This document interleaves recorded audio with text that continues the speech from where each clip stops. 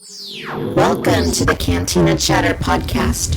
Turn up your nostalgia.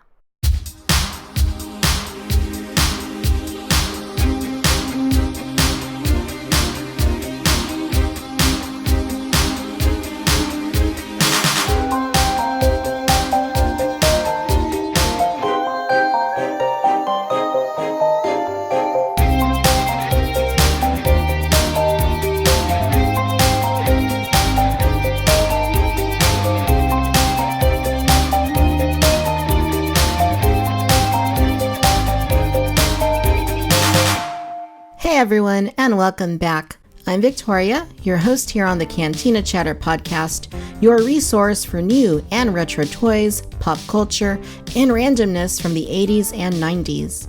It's great to have you with us as we relaunch the show into a slightly updated format. This month marks the 3-year anniversary of Cantina Chatter, and for those keeping count, it's our 46th episode. Time flies.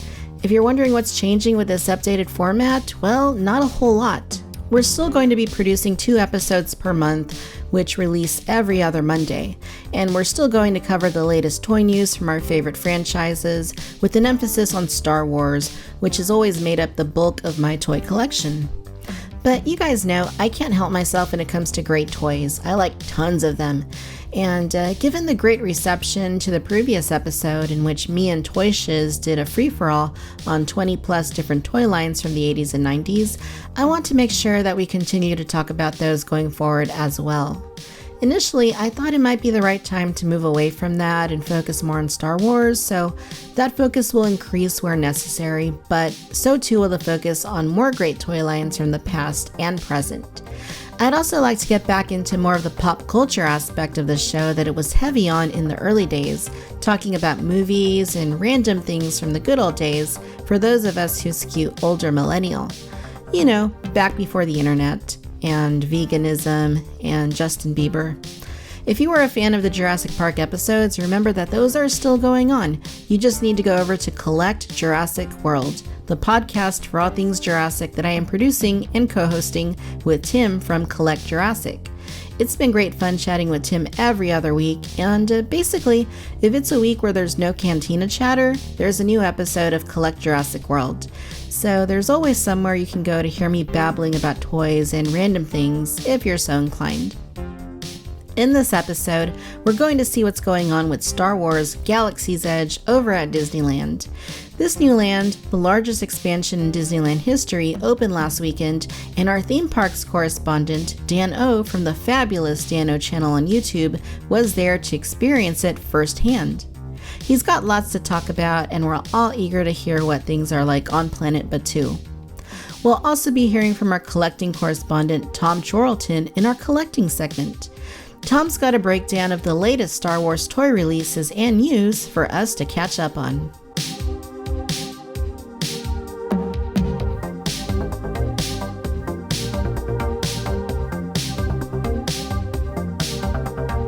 All right, so as we relaunch the Cantina Chatter Podcast, I am thrilled to welcome Dan O from the Dan O channel. I'm happy to be here. Thank you for inviting me on to do this. Yeah, it's awesome. And you know, I'm a huge theme parks fan. I'm a huge Disneyland fan, as you know, and it just makes sense now that Star Wars Galaxy's Edge is a huge part of the Disneyland experience. Yeah, it's a massive part of the Disneyland experience now. It's going to be Disney World and then Disneyland Paris in a year or two. But yeah, Star Wars is a major part of Disney, and it always had Star Tours, but now with Galaxy's Edge, it's huge.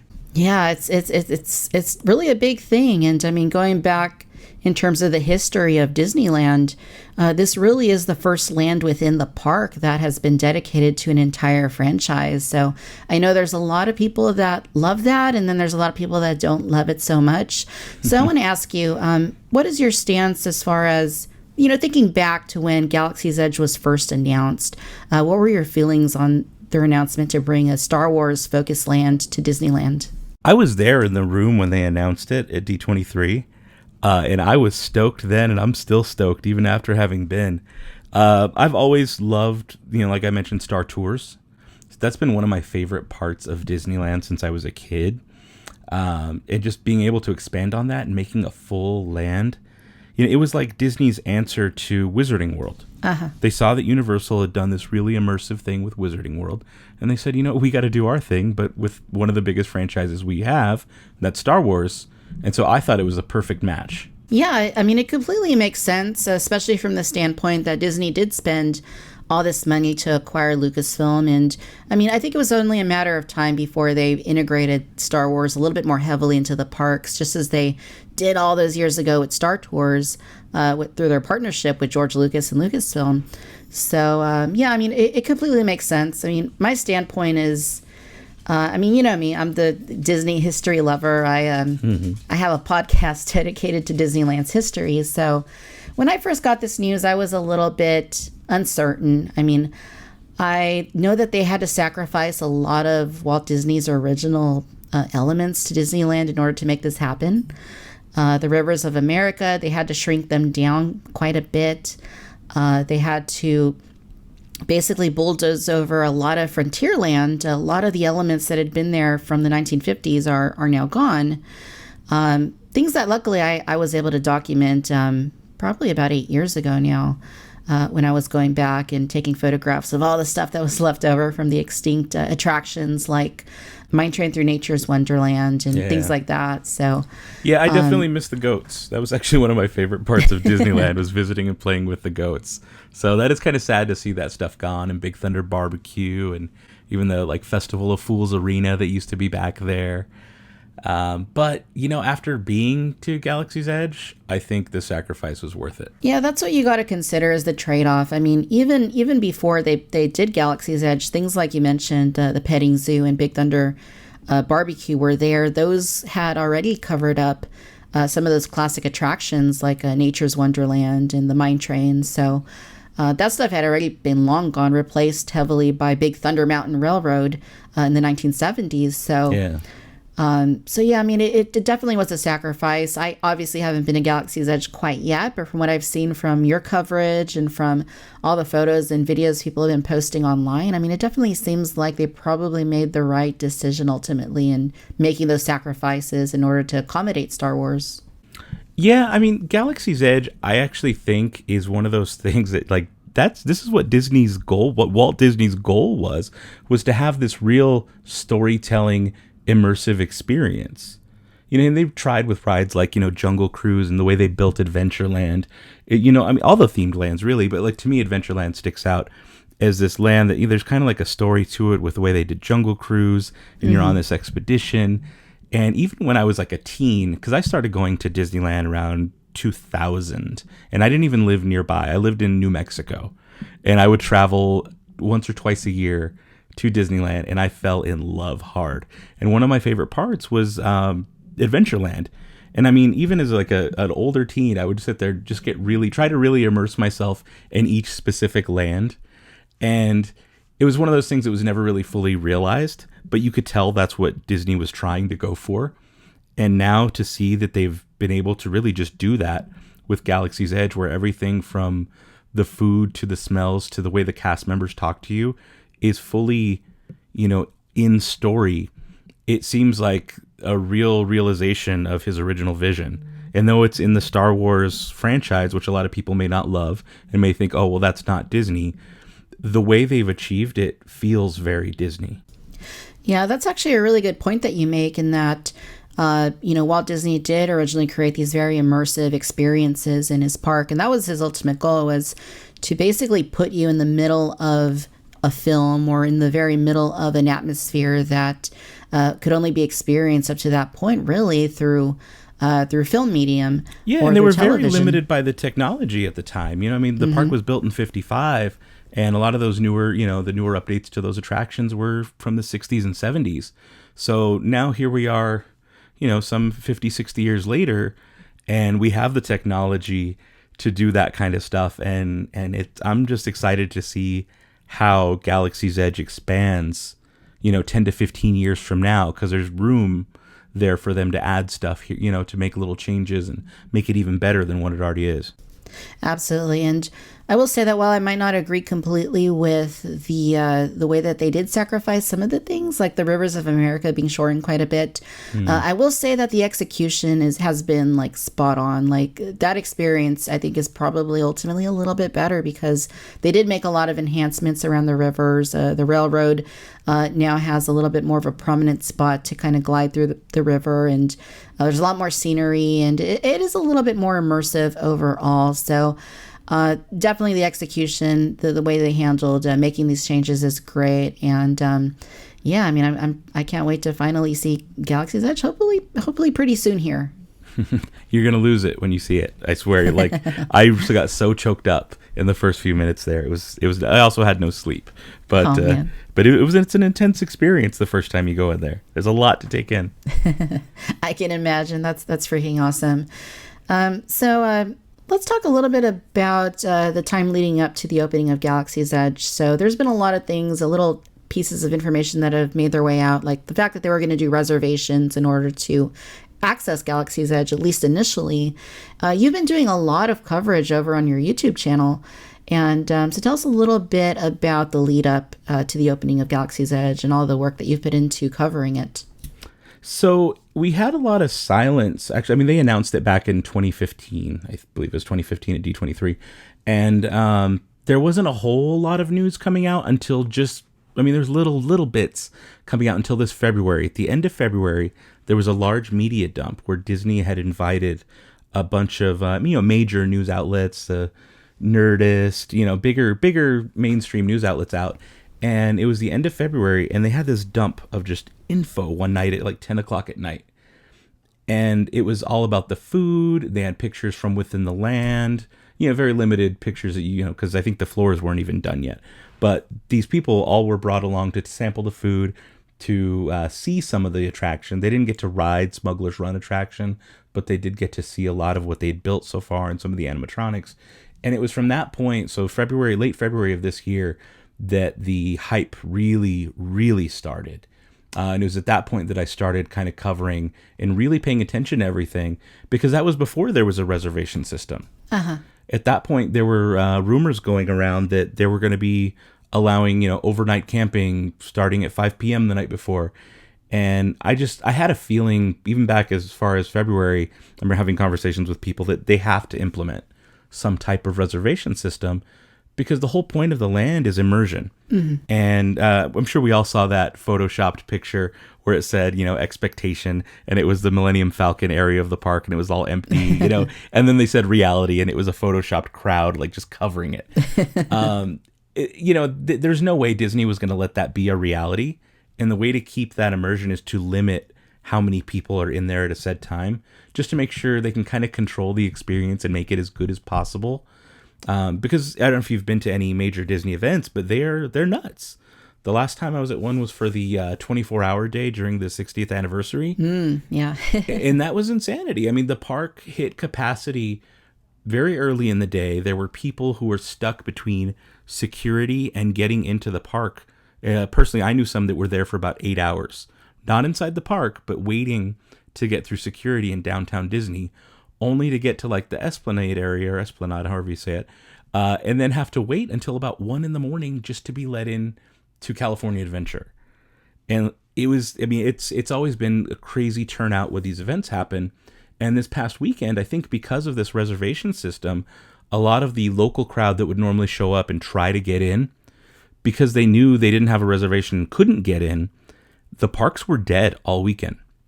I've never seen Disneyland as quiet as it was on a Saturday in the summer. It was great. That's crazy. But it was a little eerie. Yeah. Yeah. I saw a few photos online about that. One of my favorite Disneyland news resources, micechat.com, was posting photos throughout the weekend of how dead it was. And I was like, gosh, I mean, even if you weren't there for Galaxy's Edge, if you were just there for Disneyland, period. It was a great weekend to be there. Yeah. Yeah, totally. Yes. It seems like it's quite the experience. So, I want to talk a little bit about the way they've handled the reservations. So I think that's, quite brilliant. I mean, obviously they wanted to really control the rollout.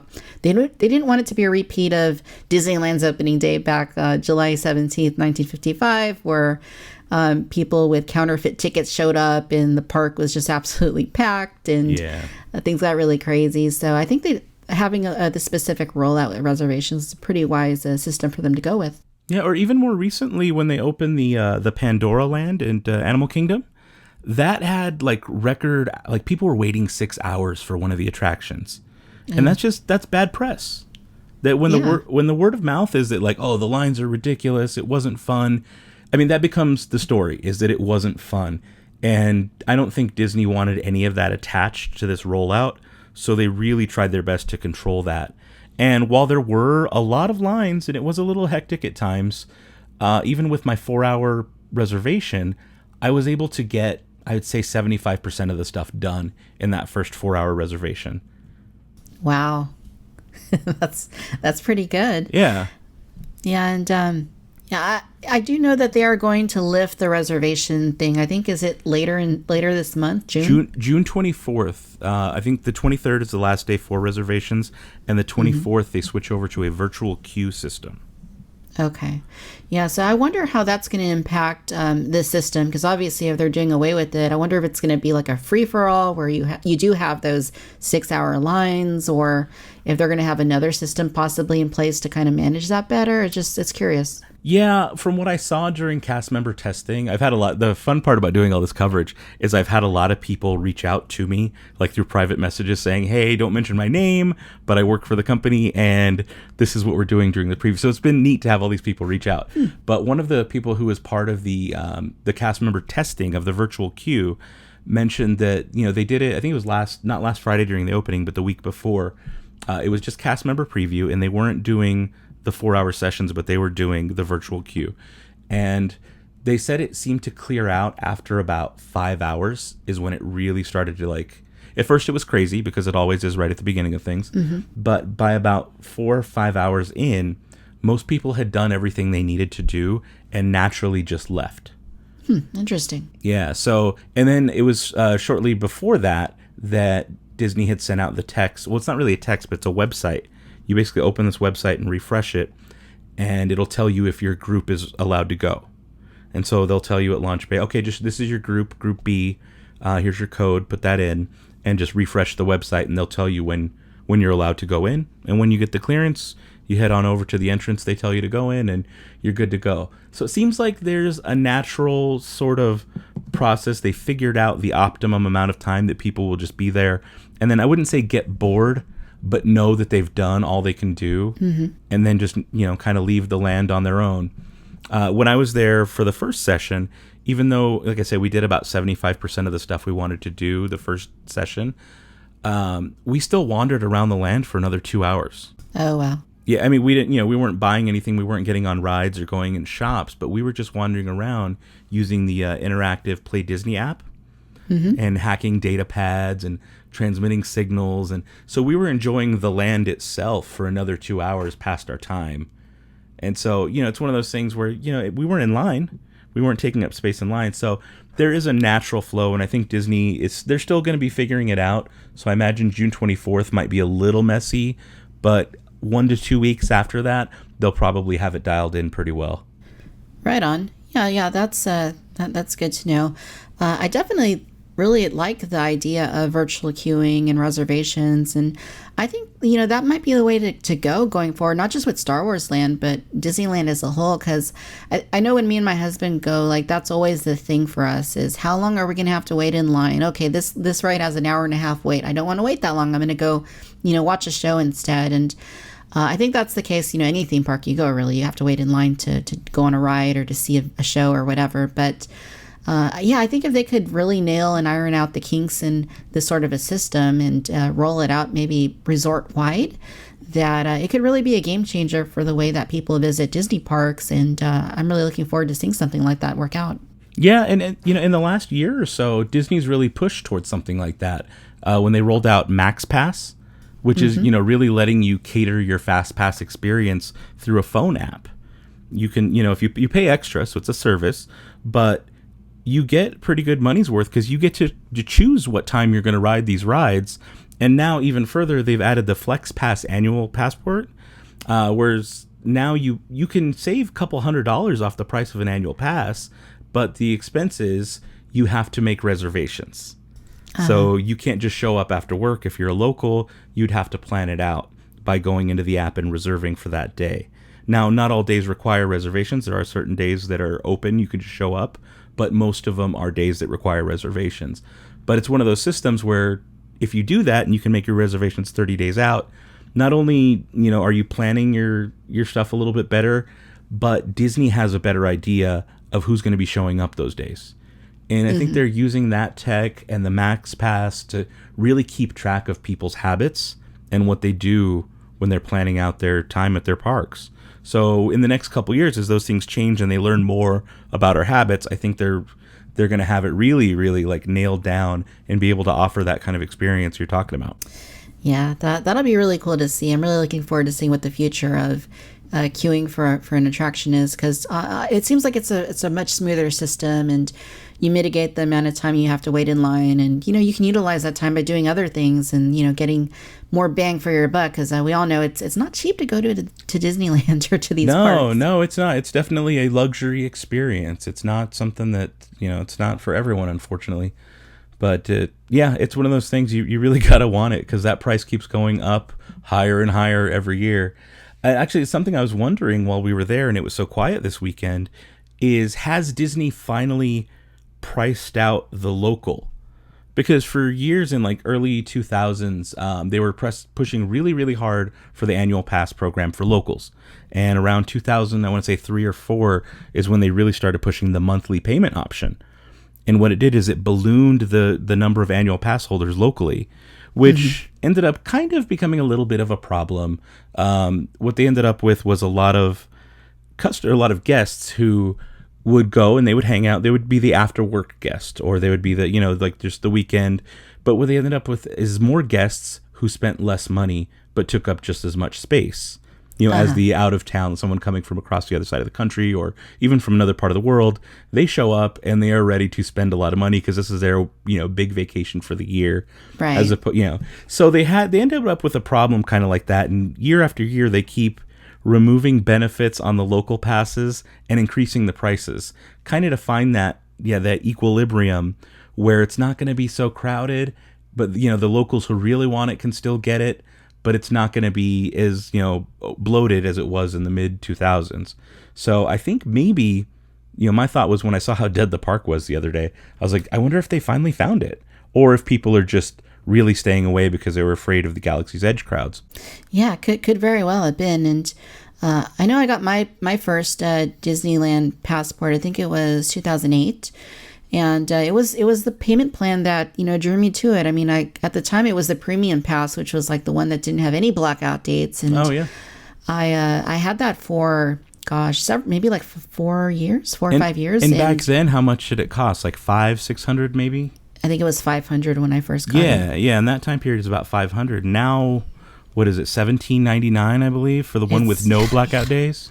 It's crazy. It's gone up a lot. But again, they're trying to incrementally up that price and just find that spot where they don't have too many annual pass holders. Yeah, and I mean, that was a problem. I mean, I was there like maybe every 2 weeks or so, which I lived pretty close. I lived maybe like 20 minutes from the park at the time, but it did become quite a bit of a problem because, like you say, there were people that were just going after work, or they were going on Friday when they got off school, or on Sundays. Sundays, I think, was like the worst day. Sunday was the day. Yeah, that was local day for sure. Yeah, and it got really insane. And I recall reading some of the things that you're mentioning about, they're not big spenders if, they can come to Disneyland anytime they want, and, kind of treat it more as their personal, little, neighborhood park or whatever. But yeah. And which is fine. It's cool to have like all the locals there, and it's awesome to see like a lot of these social clubs and stuff that have erupted from it. But at the same time, from Disney's end, you've got people taking up just as much space but not spending as much money, and they're a business, and at the end of the day, all we are is dollar signs. So exactly. They have to look at it that way. Exactly, totally. All right, so I want to get into your experience at Galaxy's Edge. So finally the day comes, you've done all the coverage, you've researched everything, and you finally walk in to this new land, this new Star Wars land in Disneyland. What are your first impressions? The details are just stunning. Every inch is like weathered. Like every inch tells a story in this place. So I lined up at about 4:30 in the morning, and I got there and there was maybe 100 people lined up just outside the gates to Disneyland, and they let us in around 5. And we waited in Tomorrowland to get our reservations, and they finally let us like into Galaxy's Edge, like proper the land, about 15 minutes early. So it was about 7:45. And it was just a horde of people with their phones and cameras in the air recording this like this crazy experience. And as we were going in, we were greeted by Disneyland Resort president, a lot of the higher up execs. Lucasfilm people were there. Wow. It was just neat because they were all clapping. Everybody was saying bright suns, which is the Batuese way of saying hello. In the morning. You can also say rising moons in the evening. There's a lot of like lingo that the cast members have that are specific to Batu. But, we're walking in there and we're kind of following the crowd because we don't know exactly where to go. And so we're just trying to feel things out. And we head up and we turn the corner past the cantina and I see the Millennium Falcon. And I'm literally at a loss for words. Like I'm recording it on video and I get choked up and I could feel my eyes start to well up a little bit because I'm like, oh my goodness, this is real. Like this is really a full size. I'm in Star Wars. I've been waiting for this moment since I was a kid, and it's real and I'm there and I can touch it. It's like right there. It was such a cool moment. That's incredible. I mean, I can only imagine. And that's one thing that I've heard from articles that I've read and heard from people that have gone is that the level of detail they've created in this land is just unmatched so far by anything they've done. Yeah, nothing. There's not a land I can think of that comes close to this, and they went the extra mile with this Play Disney app. Because not like, let's say it's too busy for you to go make a lightsaber or build a droid or wait for the cantina to grab a drink. The land itself is its own attraction. Every couple feet, there's another door panel for you to hack. And if you're using that Disney Play app, there's jobs you can take and factions you can choose to be a part of. And one of the cooler features in the app is I chose to be a smuggler for a little while, take some smuggler jobs. And I was able to download what's called a data skimmer. And I basically placed this data skimmer onto a doorway in the land, and you could see it like actually react and light up. And anytime someone else did the puzzle on that door, I would take some of their credits. So when I returned 2 hours later, I had a bunch of bonus credits because I had hacked the door. So this whole, the whole land, everything is totally interactive. There's a giant TIE Echelon ship where the First Order landed, and I was able to hack that ship. And you can't really see it during the day, but we went a second session the next day at night. And when you hack the TIE Echelon, the full ship, it's a harder puzzle to do. But when you do hack it, you can see that the lights kind of dim and it makes a specific sound like it's being messed with. And there's little elements like that throughout the entire land that really let you feel like, what, I'm affecting this. I am part of this thing. Yeah, that's crazy. I mean, I know Disney has been kind of doing things on a different level for a few years now. I think Cars Land opened back in 2012, and at that time, I mean, it was possibly like their first real attempt at creating an entire land based off a singular franchise. And I mean, that was, people were raving about how detailed and how immersive that was. And then they go and do Pandora, and people are saying pretty similar things. And now you have Galaxy's Edge, so it sounds like they get more and more. Yeah, they're incrementally just stepping it up a notch each time they do it. Yeah, that's awesome. So currently there are 2 attractions in the land, and only one of them is open at this point. Is that correct? That's correct. Yeah, only Smugglers Run is open, and Rise of the Resistance is coming later this year. Okay, so we got to hear a little bit about Smugglers Run, because obviously this is one of the biggest things you can do in Galaxy's Edge. So tell us a little bit about this attraction. So Smugglers Run, it's right where the Millennium Falcon is. It's like the big attraction right now. It's very similar to a Star Tours kind of ride, motion simulator type deal. But the story of this one is Hondo Ohnaka from Clone Wars and from Rebels, if you're familiar. He is basically Chewie needs to fix the Millennium Falcon, and so Hondo has said, "Let me borrow the ship, and we'll make some credits, and then we'll get you your parts." So there's different missions that you can go on. During the current reservation periods, they're only running one mission, but there'll be 3 different ones that we know of. But in the actual ride, the queue, of course, it's a Disney queue. So it's crazy, full of detail. It's like you're in a mechanic shop, and they're kind of like fixing up the Falcon. There's like droid pieces everywhere. And again, to that app, there's droids and boxes you can scan while waiting in line in the queue to do some of those puzzles and hack some stuff as well. So that's another thing. But you get to see an animatronic Hondo, which is the most advanced animatronic they've ever made, and he moves very, very like lifelike. And the sound is voiced by Jim Cummings, so it sounds just like Hondo because it is Hondo. Nice. And they've got a replica lounge of the Falcon, with the Dejeric holochess table, and there's like porg nests everywhere.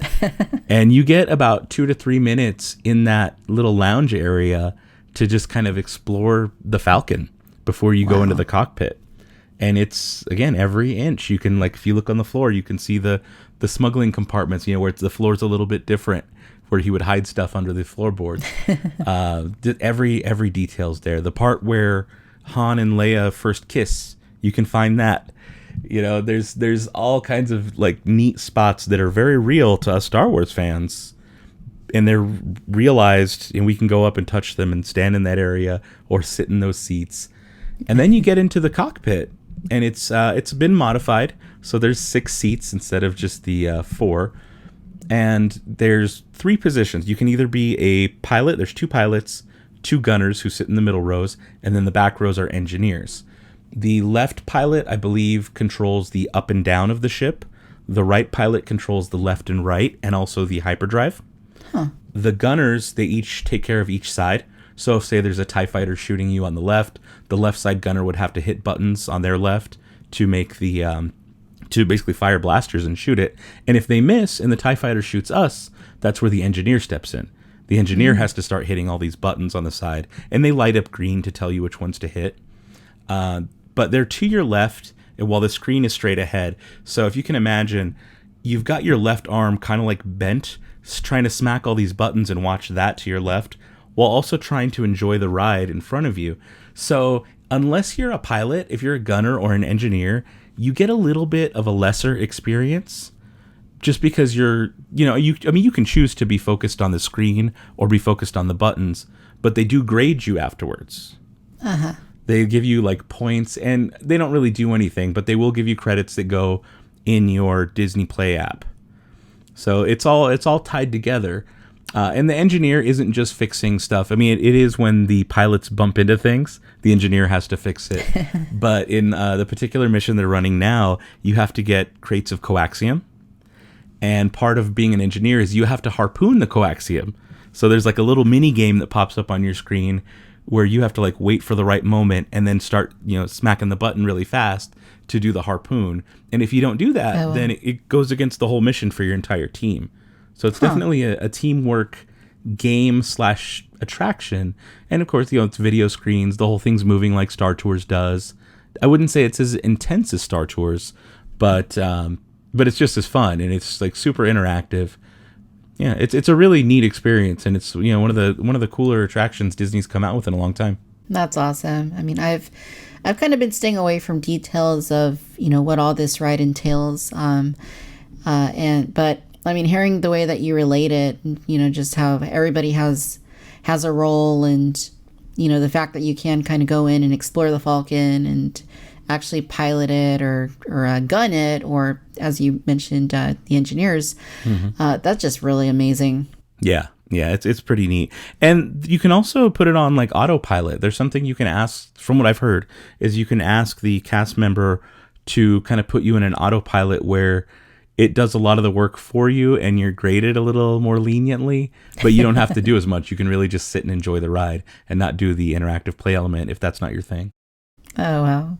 So you mentioned that it's in groups of 6. So how does that work? So if you're in a group or a family that maybe has like 5 people, do they put somebody else that's maybe riding single, or what is that like? They do have a single rider line, so that is an option.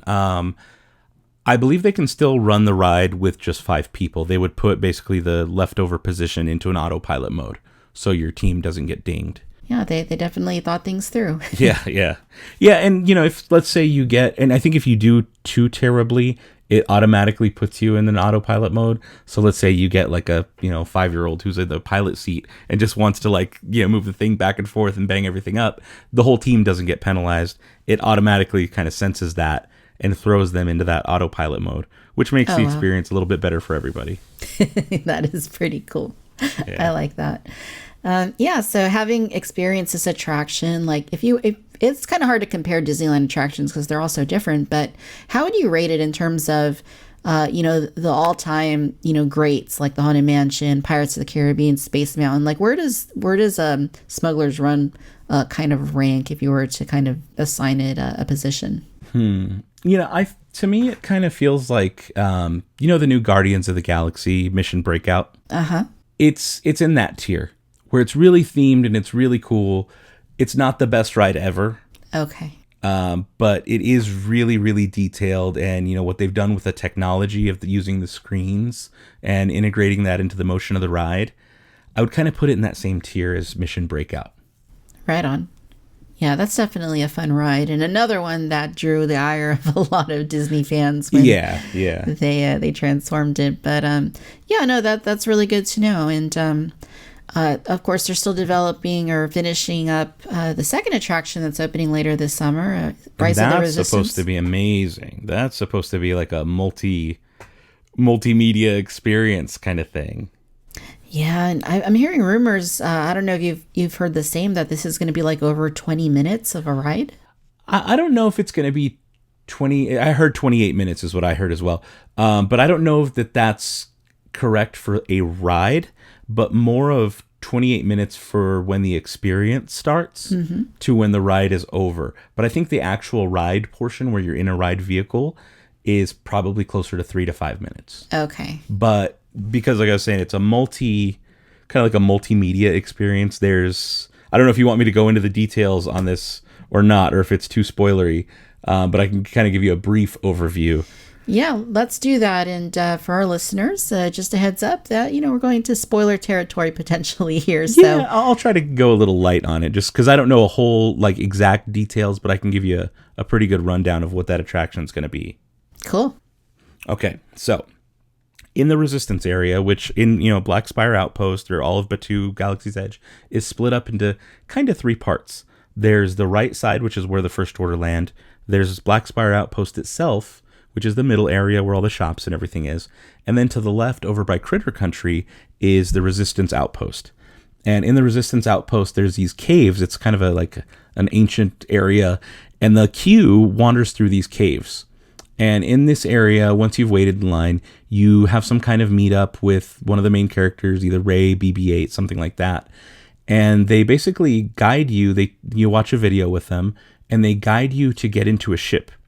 And it's a full-size ship that you get into. You run past Poe's X-Wing, and you get into a large ship, and the ship takes you up into space, and you get board, or you basically get into a tractor beam of a Star Destroyer. And so when you exit the ship through Disney Magic, you're in the full-sized hull of a Star Destroyer with full-sized TIE fighters around you and tons of stormtroopers. Oh, wow. And at this point, you're still on foot. You're not in the ride yet. This is all part of the show. But I'm sure that takes probably 15 minutes in itself to go through all of that. So this is where the time kind of hits that 28-minute mark. So from there, you get put into a detention cell. And there's supposed to be some type of, encounter with Kylo Ren and some bad guys. And you see some of the newer characters, Poe, Finn, or Rey, I believe. Someone helps you escape that kind of thing. And you get into a vehicle. And your vehicle is you going through the Star Destroyer, finding your way back. And you go back through the ship on which you came. And then you land back on Batuu. And so, that's why I don't want to go into too many details of what happens. But that's kind of an overview of you start out by doing this experience where you go to space and you're on foot, you get captured, and then you do the ride. So I think altogether about 28 minutes sounds about right, but for the ride itself, probably about 3 to 5. Right on. So these, You mentioned that we might see Kylo Ren, Rey, and Finn and Poe.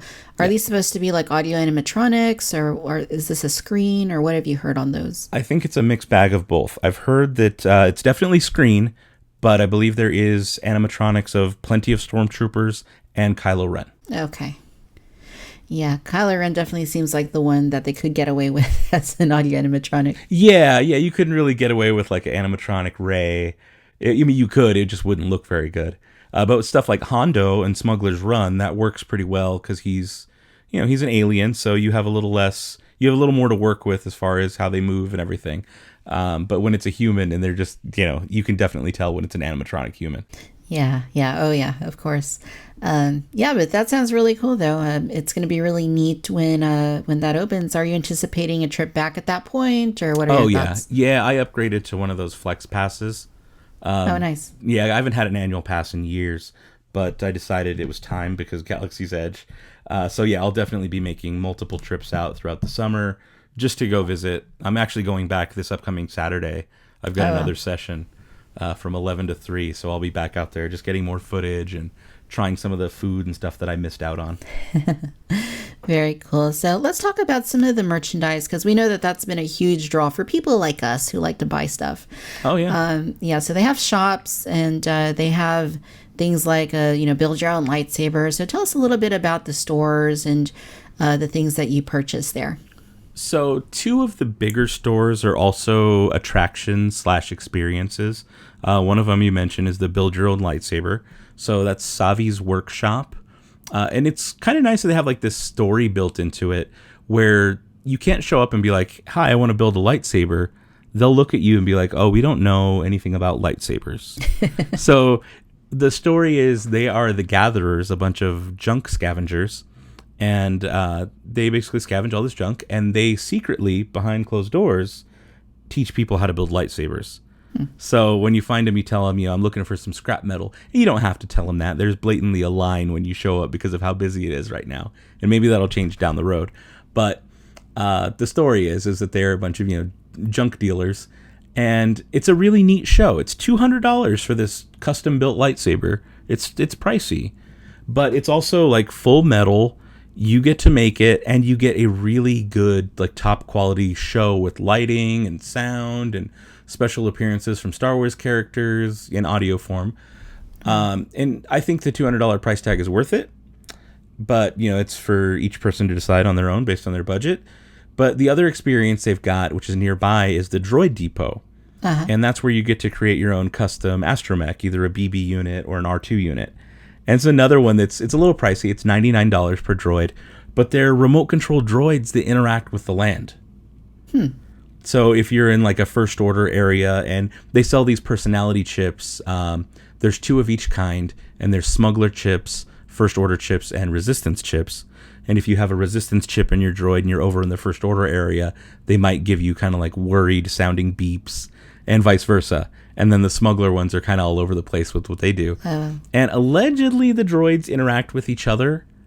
I bought 2 of them, and I've got them both at home, and I can't get them to do anything with each other, regardless of what chip is in there. So I think it might just be limited to when you're at Galaxy's Edge. But I'm still doing more research on it. I think it might interact with other parts at Disneyland as well. So I'm just like determined to make that $200 I spent on these droids worth it. So I'm trying to find anything that they can do. But it is a really fun experience to build them anyways. And that's one of the cooler like retail shops, because they also have other stuff there, patches, action figures, a $25,000 R2-D2 replica that you can have custom made. There's a lot. The prices are all over the place. They are a little bit high for Disney. They're, a couple dollars more than your average Disney store pricing. It's same with like the food too. But those are the 2 big ones. There's also Doc Ondar's Den of Antiquities, which sells stuff like holocrons, kyber crystals, and those are really neat toys too. But they also sell high-end artwork that's like $395 per painting, and they're really nice paintings. You can get Jedi robes there as well. You can get Jedi artifacts and busts of old Sith lords. It's a lot of really neat stuff, but it's also an attraction. Like going in there and looking around on the walls, you see a lot of cool stuff, like a stuffed Wampa. The Ark of the Covenant, I believe, is somewhere in there from Indiana Jones. And there's just detail built into every inch of these places. Trying to think, the other shops we've got are, there's a Toydarian Toy Maker, which is a toy shop. And all the toys are, they're supposed to look handmade. So a lot of the stitching on the stuffed animals, and they look like obviously they're not. They're probably made in China, but they have the look of being handmade. And there's wooden toys, like wooden X-Wings, wooden TIE fighters, and they have a really cute kind of style to them. And there's also a creature stall where you can adopt cool creatures like porgs and Kowakian lizard monkeys, which is my favorite. I definitely adopted one of those. Nice. They even have loaf cats, though. My little pro tip to anyone who's going to the creature stall is get a loaf cat. They are $45. I believe they're $45. Let me look at them. I've got them right next to me. But it's one of the best deals. Yeah, $45. And it does more than most. I didn't realize it. I don't want to spoil it for you because I want you to get one and then read the little tag and see everything it does. But it's one of the coolest plushies ever. And me being a 36-year-old man, not every day I'm buying plushies, but this one I had to have. It's awesome. Yeah, they also had, I'm trying to think what the last couple stores were. There was, I think it's Jewels of Bith or something like that, but it's it's the souvenir store. It's where you buy not stuff that's Galaxy's Edge branded, because on Galaxy's Edge, you wouldn't buy stuff that says Galaxy's Edge or Star Wars. So you won't see any of that when you're in the land. Everything is, made to look like you would really buy it there. So even the Loaf Cat tags and everything, they'll just say like Creature Stall, but they won't say Star Wars or anything like that on them. But the Jewels of Bith, I believe is what it's called. That's where you can buy magnets, keychains that say Black Spire Outpost, as if you were to visit like Niagara Falls or something and buy, their souvenir stuff with their own name on it. That's what this store is. And then I think the last one was the Black Spire Outfitters, where you can buy Jedi robes and cloaks and clothing that looks like Rey's clothing. But unfortunately, you can't wear the Jedi robes if you're an adult.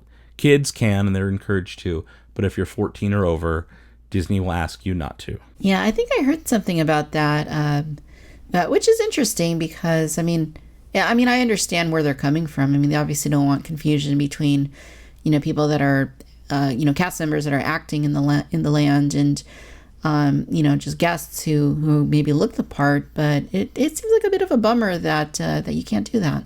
Yeah, I was a little disappointed.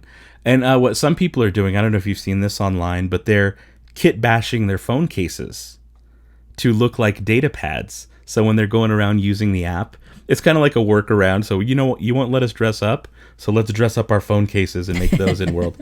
And that's been really neat to see what the community's been doing with that. Very cool. So going back to the lightsabers, if you were to go and do that, could you bring people with you that maybe weren't building a lightsaber? Initially, they said you could bring one guest, but I've heard accounts of them opening it up to at least 2 guests. Okay. So you can't bring a whole family because it is kind of a small space inside there. There's not a ton of room, but there's stations for about 14 people. And again, it is a show, and they're on a schedule. So the show takes about 15 minutes. I think 14 is what my video showed. So they try to stay on script and move you along while building your lightsaber, which is why they have you choose one of 4 themes. That way you're not overloaded with options and take forever to build your lightsaber. They basically limit you to these 4 themes, and you choose before you pay. You choose which one you want, and yeah, you can, like I said, you can bring a guest or someone to experience it with you, but it is very limited. Right on. I also heard that you could buy like actual representations of lightsabers from characters from the films and TV. Is that the case? Yeah, at Doc Ondar's Den of Antiquities, they have the Legacy Collection lightsabers, and these are really nice lightsabers. And one thing I actually just found out last night, because I purchased the Jedi Temple Guard from Star Wars Rebels. Oh, wow. I purchased that lightsaber. It was $109 for just the hilt.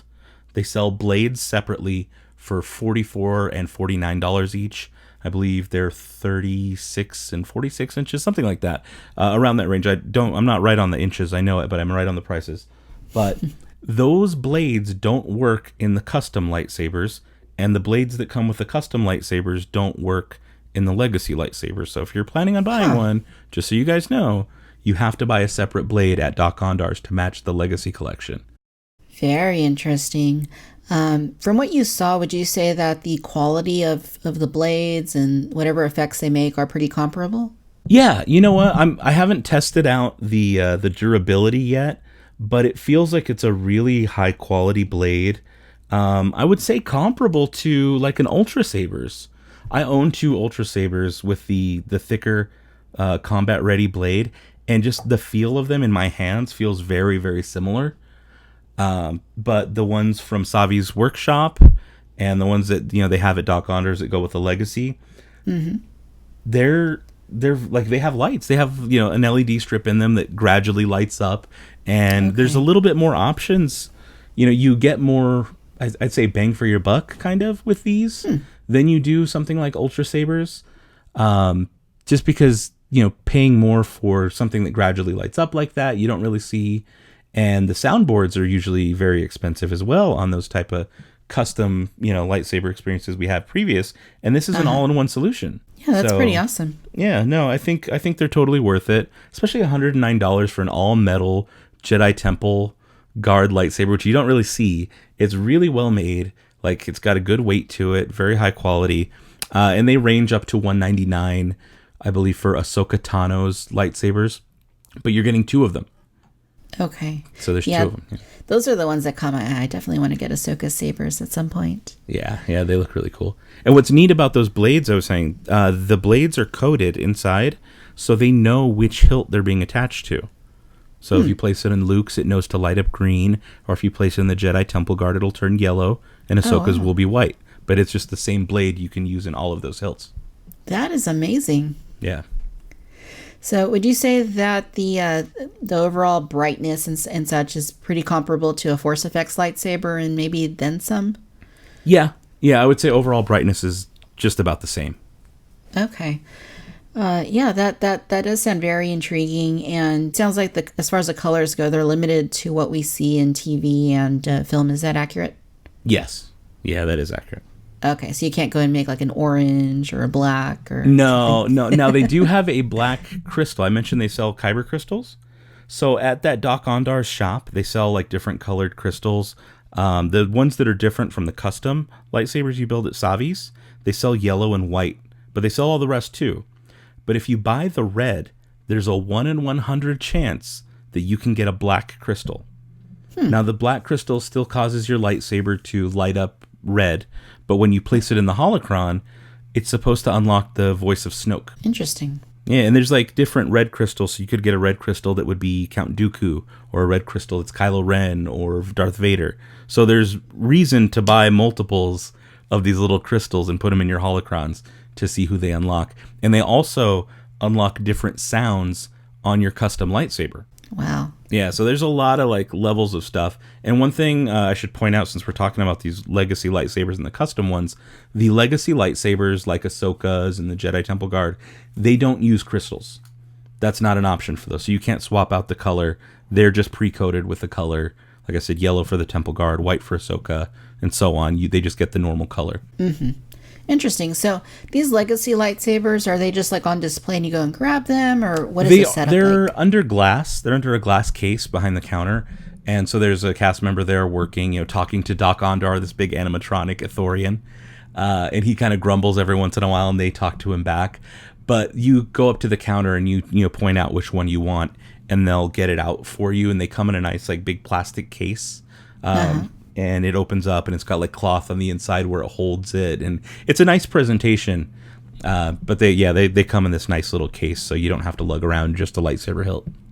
Right on. So you're not necessarily buying what's on display. They kind of come in a case out from the back. Exactly. Yeah, they reach down underneath the glass case and kind of pull them out. They have stock down there. Right on.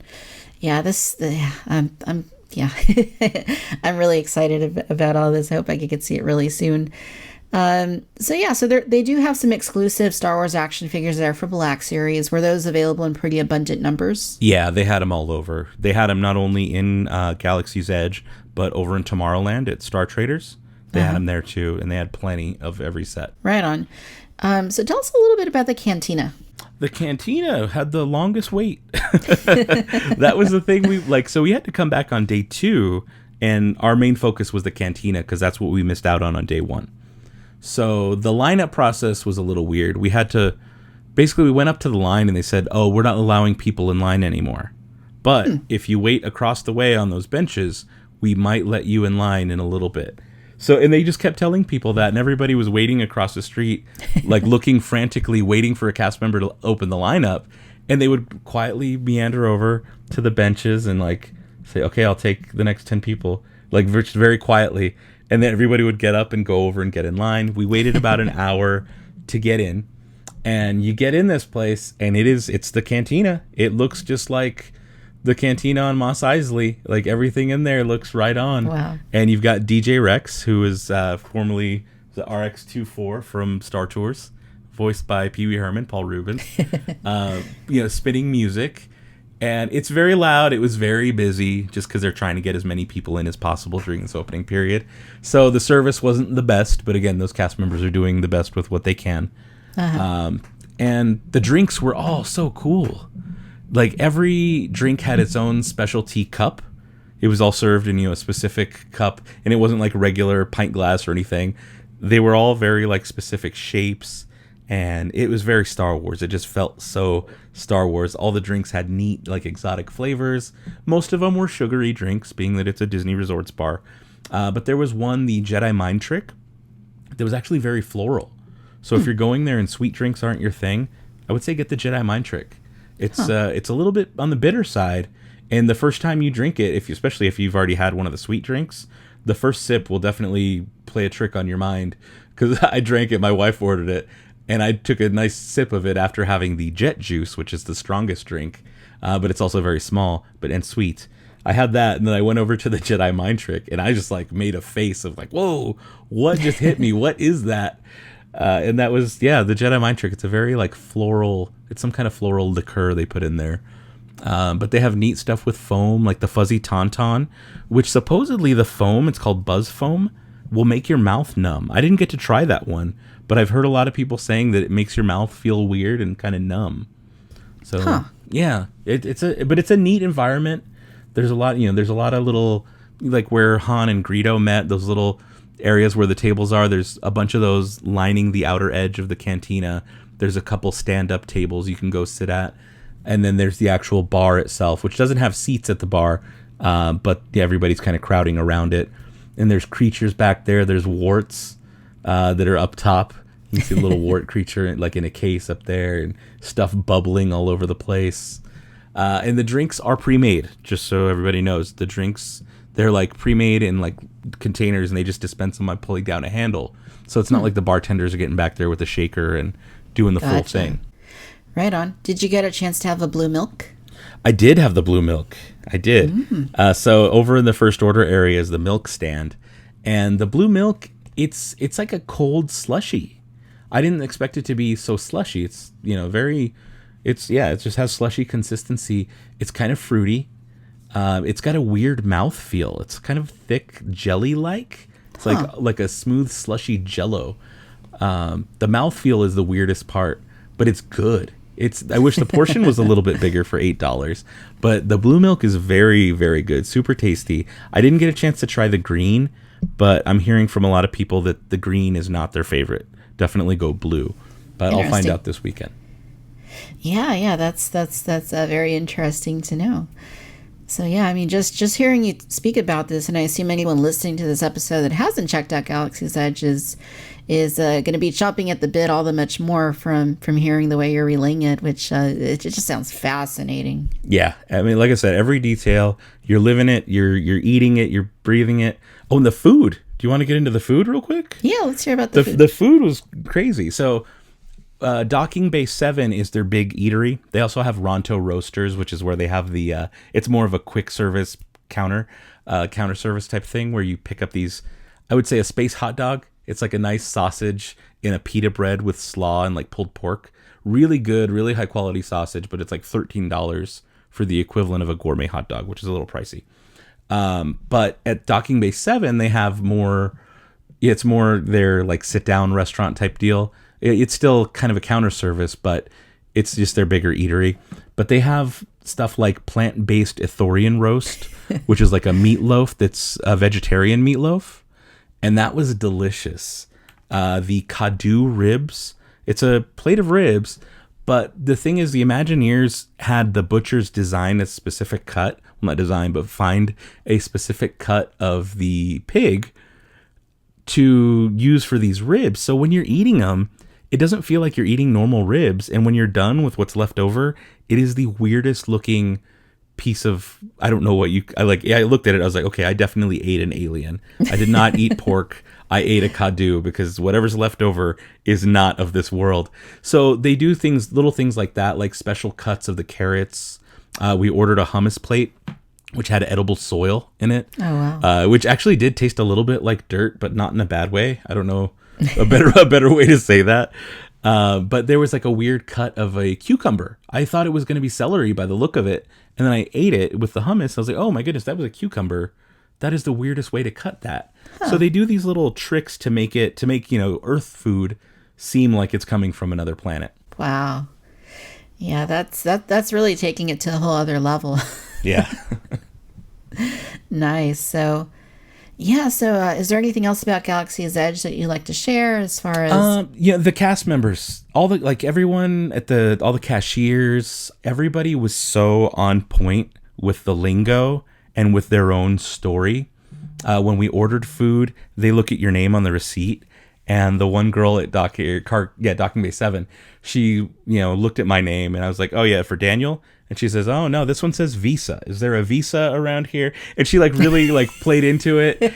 And she's like, cleaning up the counter. She's like, silly off-worlders always leaving their messes.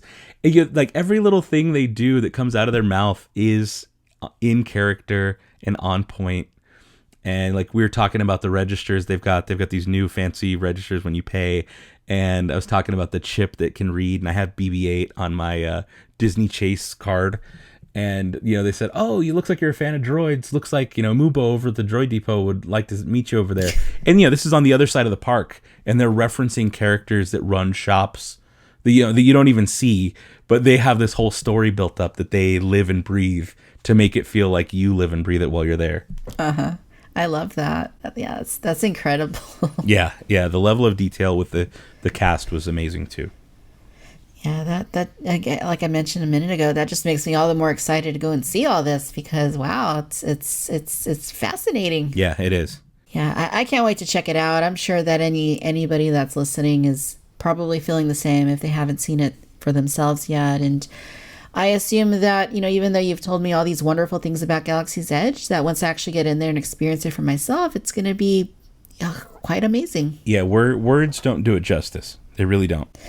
Nice. Well, hey, Dan, thanks so much for sharing your experiences about Galaxy's Edge. I know that I appreciate all the hard work you put into your channel and all the coverage you've been doing about Galaxy's Edge and getting the word out there about, what's what and what people can expect. So, thank you for doing all of that. Oh, yeah, no problem. And thank you for having me on here. This is great. Of course. So I know that when I finally get to visit Galaxy's Edge for myself, I'll need to get you back on the show so we can talk about that too. Oh, yeah, absolutely. So where can our listeners go to find you online? You can find me on YouTube at youtube.com/The Dano Channel and on Twitter as well at The Dano Channel. Fantastic. Dano, thanks again for coming on to the show today. Oh, thanks for having me.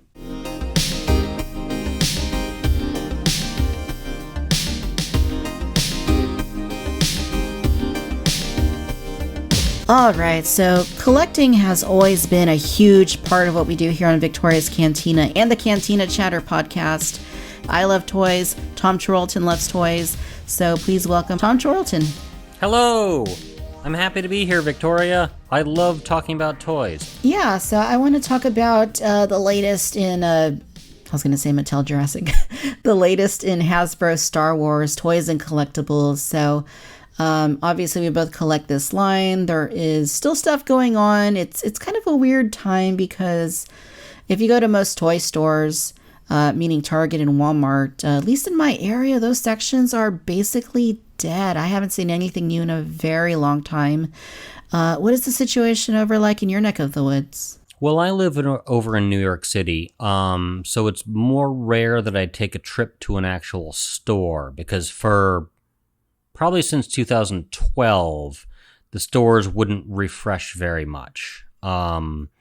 So a couple of years after that, I had to start switching. I was a Luddite that was like, all right, I guess I have to start buying online, which I didn't like because it's not as much fun. But then I could get the stuff because you go to the stores and there's not much there. Mm-hmm. But the most recent time that I went, I finally took another trip out. And we'll get into the specifics of why I took that trip out. It was an empty aisle. There was almost no Star Wars stuff. There was a few Chewbacca's from Target. I went to Target and there was the Chewbacca's and maybe some of the Resistance figures, but there wasn't really anything else for Star Wars in the aisle. That wasn't just limited to Star Wars.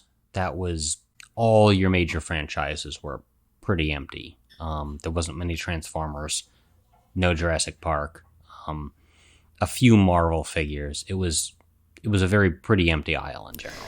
Yeah, that despite the fact that you are across the country from where I am at here on the West Coast, that sounds very similar to what I am seeing here.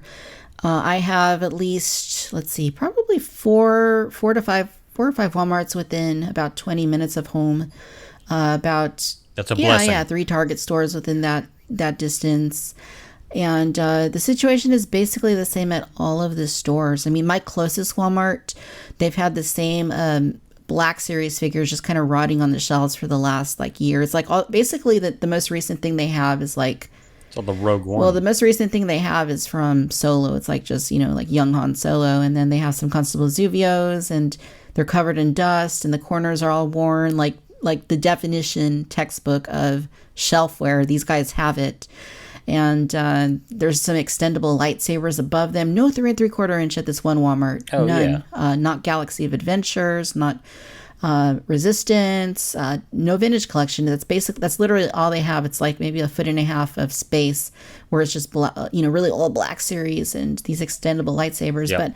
But other Walmarts do have vintage collection. Target has vintage collection, but we're talking Snoke, we're talking Jyn Erso, we're talking things that we don't need, we don't want. They've been rotting on the pegs for a long time. And I mean, have you seen the yak face wave or heard of anybody finding the yak face wave? No, everyone ordered it online. There was no way to the vintage collection has become an online exclusive, basically. You have to hunt it up through your online channels in order to get it. Expecting to find this stuff at a normal retail store, I don't think is going to be something that's going to happen anymore. And that's a real bummer. I found the Enfys Nest wave, at a little store. It's sort of an international chain of there's a few comic stores called Forbidden Planet. There's one in Rome, one in London, and one here. There might be a couple others, but it's pretty limited, and that's where I found that wave. Uh-huh. The vintage collection has died at the major retail stores. At Target, because, as you said, Snoke and Jyn Erso, that's what's left over. They don't get anything else. GameStop ordered them for a little bit, and after that first wave, they said no more of that. Which is a real bummer for me, because I'd rather just go to the darn store and buy it. Yeah. But, that entire first wave was all reissues, except for Snoke, and there was there was a Rebel Trooper for Empire Strikes Back, I think, right? Mm-hmm.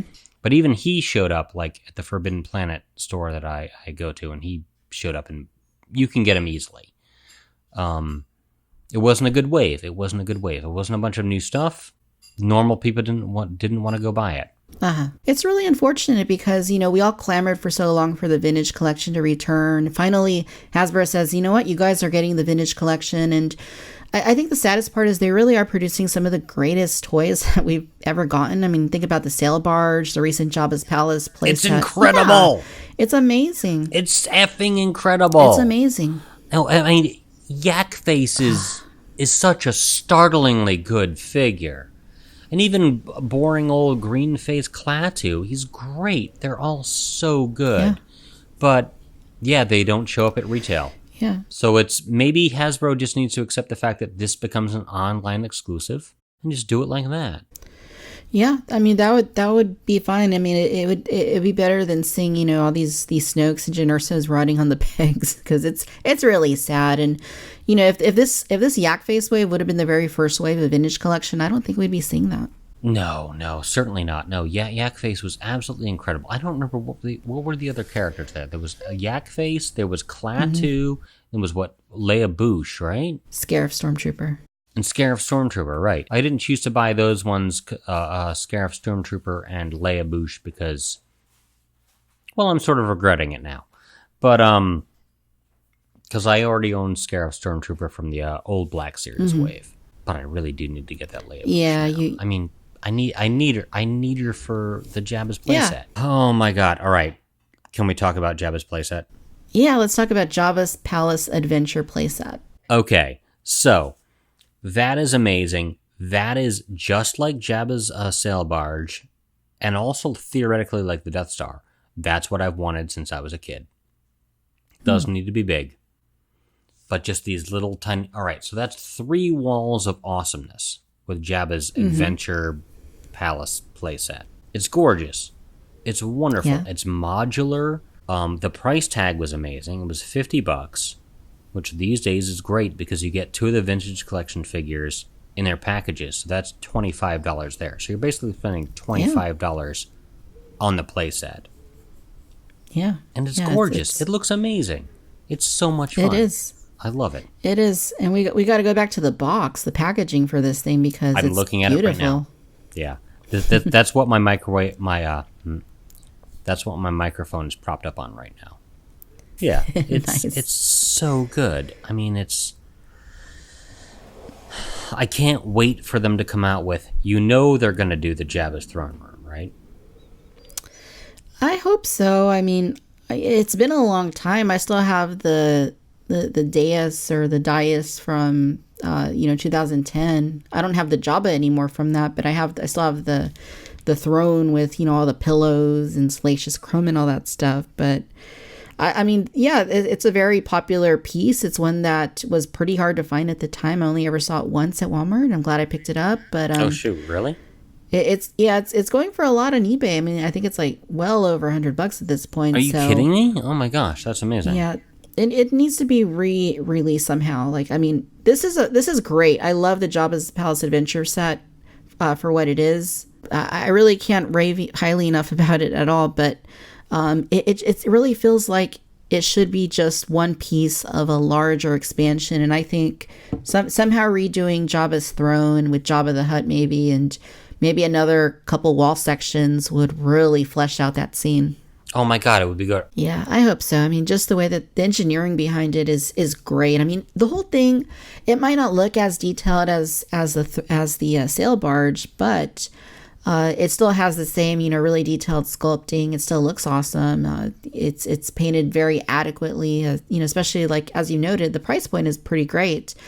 And just being able to interact with the Han Solo and Carbonite block and, those figures and the two busts that are... Oh my gosh. Oh my gosh. Amazing. The Tauntaun and then what is it, a Jerba or something? Yeah, I think that's what it's called. It's amazing. It's amazing. Here's the thing about the detailing and the sculpt. This is more detailed and more sculpted than anything I would have grown up with. So, the rest of it doesn't need to be the sail barge. The sail barge is kind of its own artistic thing. Let's have the rest of these things just be like simple modular pieces that you can put together and craft a little scene and be happy with. And you could buy a dozen of them if you want. Yeah. That's the other great thing about it is that, it's great as it is, but if you did want to buy another one, you could definitely augment that, the singular one by extending the walls out and, just making it like it's this really cool, like, arcade or something. Yeah, absolutely. It's amazing. It's so much fun. And so you've opened yours, right? I have. I opened it today. I was going to shoot a review, but then I got a little bit busy with things, as, we talked about earlier, and... I'll probably try the dead person. Yeah, I told you not to talk about that on the show. Yeah, it's great though. I mean, I opened it up, and I haven't opened up the figures yet. That's kind of hard. I mean, I do have that Han already. Okay, so I have Reese and I have Han. The Han I have from the Black Series line it has the worst paint you'll ever see on a Han Solo figure. I'll send you a photo of it one of these days. But I need to open them because I mean it's a perfect replacement. It just you have that vintage packaging and it's like no, hang on. You have the Han Solo figure already. Yes, and with the carbonite block. Yeah, don't open the new one then. You haven't seen what my Han Solo from Black Series looks like. Really? Is it that bad? You know what? I'm going to pause right here and I'm going to go grab it and send you a picture right now. Okay, it's actually kind of hard to get to right now from where it's at. So what I'm going to do is I'm going to pull up my review video. All right. And I'm going to show you a screen cap. This is a kind of an ancient review by today's standards. Oh my God. Okay. This is awful. I forgot how bad it actually was. Jesus, really? I'm really excited to see this now. All right. Let's see. This is from March 2016. So I'm going to show you what this thing looks like here. So I'll send it to you, the photo right here. All right. This is my Han Solo from the Black Series 3 3/4 inch that I reviewed in 2016. Check it out. Okay. Oh! Okay. Told ya. Okay. So, open up your new one. Yeah, and I think in general that was a really poorly painted figure, but I think mine's probably worse than most. Yep, I would say so as well. But yeah, so the Jabba's Palace adventure set, it seems that... It's so much fun. Yeah. My intention is to get it set up alongside... I still have the Rancor that I've never taken out of the box, so my intention is to set up a shelf for it in the Rancor and put them alongside each other. How have you not pulled that out and played with it? Well, that's those are the joys of limited space for displaying stuff and collecting, not only Star Wars, but, Jurassic Park and Marvel Legends and Ninja Turtles and Ghostbusters and Batman and Filmation and odds and ends here and there. So nerd. So, a little bit.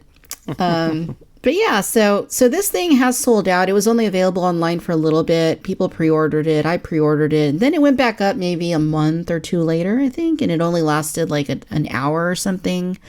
And now it's not even like listed on the website. Like I think now if you go to the website and you click on that, all it says is, this item is no longer available. That's all. That was what I was worried about. So I'm glad I got one. I am too. And I know we talked about this too. I kind of wish I would have gotten the second one just because after opening it up, I really realized, that, it's really cool. I mean, I'd love to have extras, even of those figures. Great to have extras of those. Mm-hmm. So speaking of vintage collection, another release that was recently put out there, we have 2 Target exclusives. One of them is the vintage collection Han Solo Stormtrooper. So this is basically a new figure of Han Solo in his Stormtrooper disguise that you can get at Target. And it has the figure. He's got photoreal on his face. It's actually a new sculpt. And it looks like they reused the Sand Trooper body from a few years back. But other than that, it's a very nice figure. There's even a little bit of silver paint on his gun looking at it right here. Did you pick this one up? I went to the local Target and asked the fellow if he could help me bring the stuff from the back. And the Han Solo figure he brought back was this vintage collection one. I got the original Luke Stormtrooper figure back when he came out in like 80, 84 or 85. And I was part of that group that was really bummed out that we didn't also get the Han Solo figure as well. Uh-huh. So this is also an example of that where I'm like, well, gosh, I'm really excited to get this. Like when they came back out with the in the Power of the Force 2 line, you remember the like the Lay's potato chips you could send away to get Han Solo?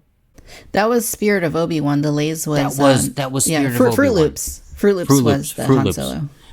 Fruit Loops. All right, that was the Han Solo. I remember getting very excited about that then. So getting this now, it's a similar sort of thing. I know that we've had Han in the Stormtrooper outfit before, but this is on the vintage card. It's really delightful. As far as the paint sculpt goes, this looks like Kylo Ren. I'm looking at it right now. Yeah, I agree with that. It does. It's Kylo Ren. That looks like Kylo Ren.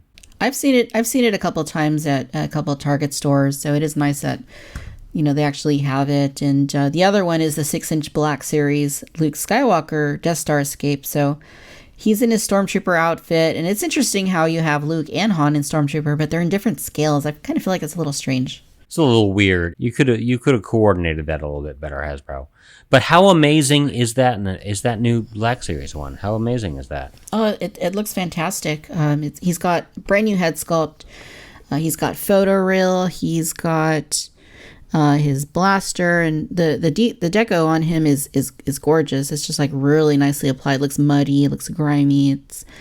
And he's got the comm link, and I've got him right here. And yeah, I mean, I feel like maybe the eyes just look a little funky, but the ones I've seen in the stores kind of look like that too. Like the eyes just look a little weird, but yeah. The photoreal stuff is making, it's not perfecting everything yet. Right. It's a lot better, but like the eyes are still a little not quite real.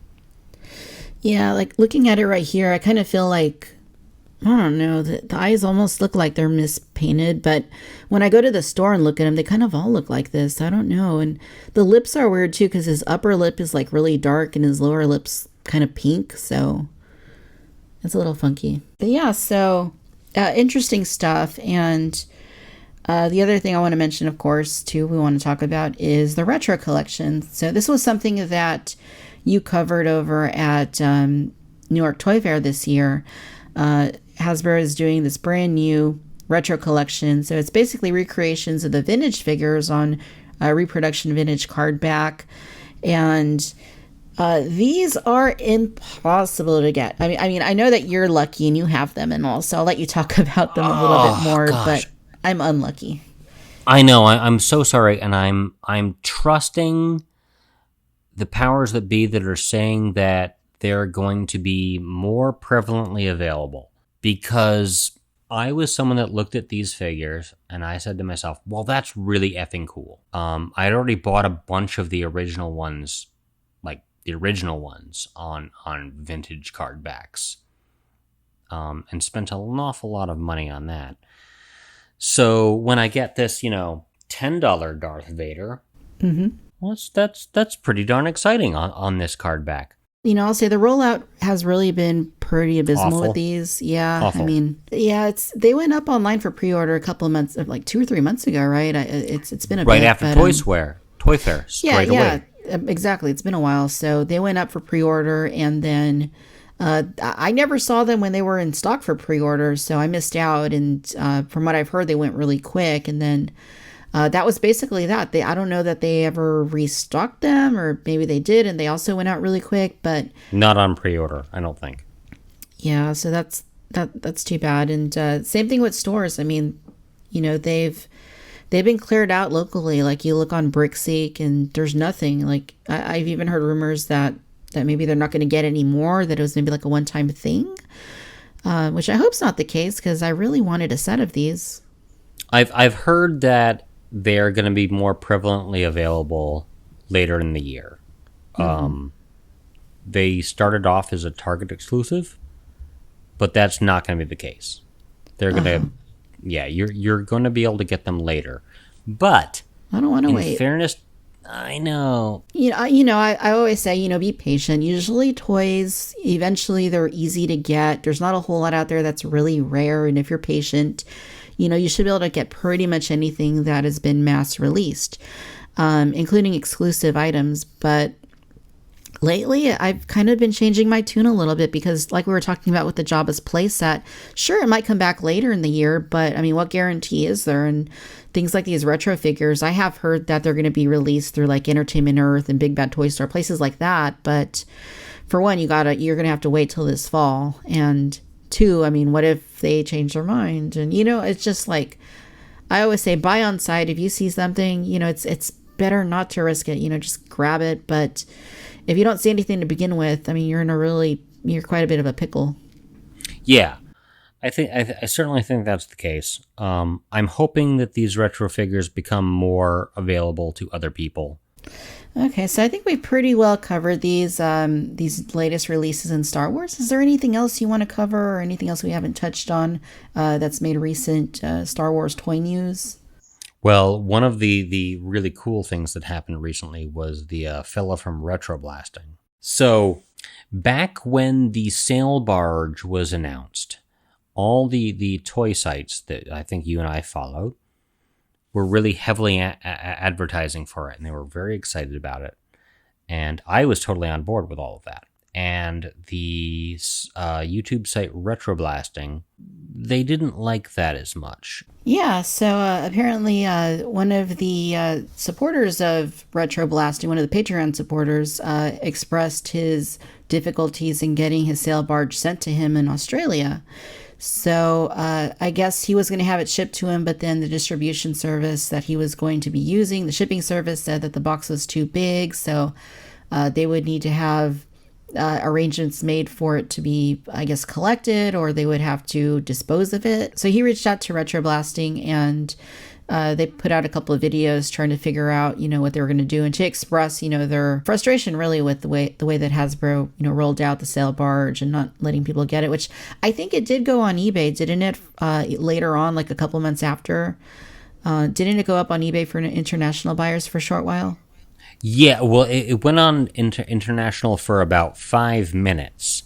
Yeah. I paid attention to when it showed up there, and it turned out that, okay, so I really believed when Hasbro came out and said, we're going to open this up to international people. We're going to do it. Don't worry, guys. It's going to be fine. I was one of the guys that would go in there and be like, don't worry. Come on, guys. Canada, Australia, you're going to be fine. Don't worry. It's going to be good. Yeah. And then when Hasbro did it, they had I think 400 units for everyone else on the planet other than the United States. Yeah, that's 400. Crazy. That's crazy. It was startlingly incompetent and awful and heartbreaking. And I'd really bought into it. I'd really thought, no, these guys are good. I thought they were going to have 2,000 units. 2,000. Right. At least 2,000. Yeah. And that's going to be a tough buy-in to get it. But it's, 2,000, you're good. It was 400. Jeez. So this fellow in Australia, he sent it to Retro Blasting instead.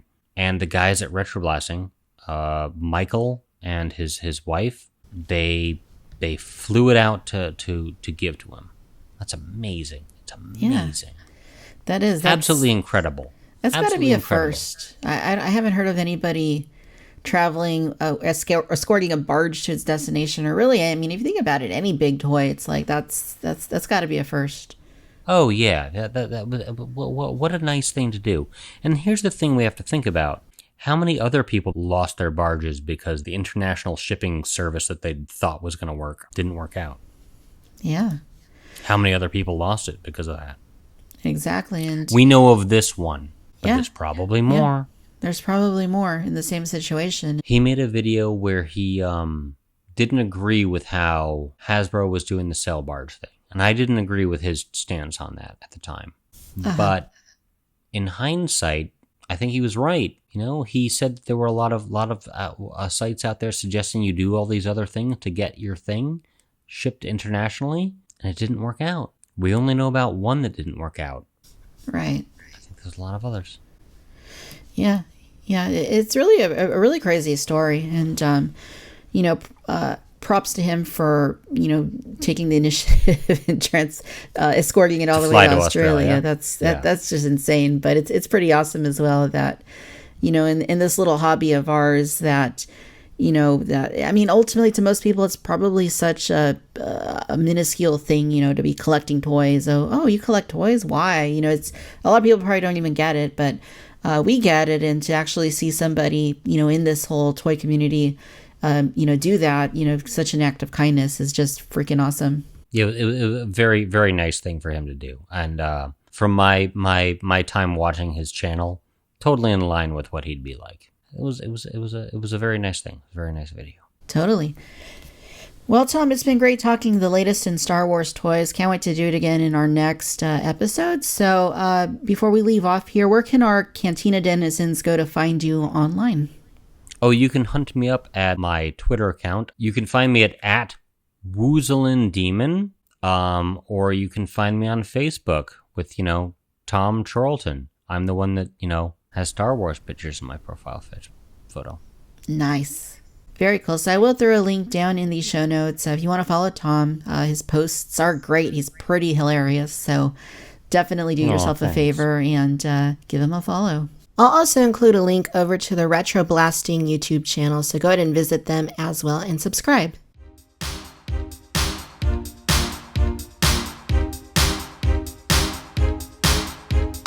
Once again, a huge thanks to Dan O and Tom Chorlton for contributing to this episode. Be sure to visit them online via the links in the show notes. With this renewed focus and energy for Cantina Chatter, I'm totally excited for the future of the show. I've got some fun topics lined up for upcoming episodes that I hope you'll enjoy, so stay tuned to see what's brewing.